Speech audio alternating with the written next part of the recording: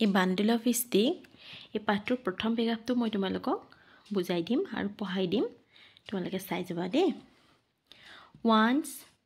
upon a time there was an old farmer মানে এসময়ত এজন old মানে বুঢ়া farmer মানে খেতিয়ক আছিল He had 4 clever sons তেওঁৰ 4জন 4 মানে 4জন clever son মানে চতুৰ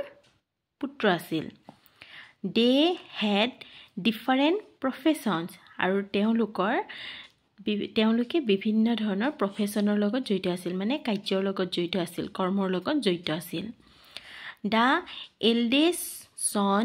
was a doctor মানে eldest মানে হৈছে ডাঙৰ পুতেকজন হৈছে doctor The second son was a lawyer আৰু দ্বিতীয়জন পুত্ৰ কোন আছিল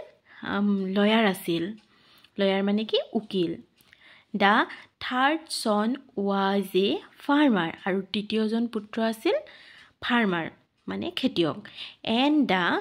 youngest son was a cloth merchant আৰু একেবাৰে youngest মানে হৈছে সৰু পুত্ৰজন son মানে পুত্ৰ son আছিল cloth merchant মানে কাপোৰৰ বেপাৰী বা ব্যৱসায়ী but the sons quarreled with each other all the time কিন্তু সেই 4জন পুত্ৰই মানে any time all the time মানে প্ৰত্যেক সময়তে কি কৰিছিল quarrel মানে হৈছে কাজিয়া কৰিছিল ইজনে হিজনৰ লগত each other মানে এজনে আনজনৰ হৈতে This made the farmer sad সেই কাৰণে এই কাৰ্যই মানে সেই বুঢ়া খেতিয়কজনক কি কৰিছিল চিন্তিত কৰিছিল আৰু দুখী কৰিছিল sad মানে হৈছে দুখিত কৰা One day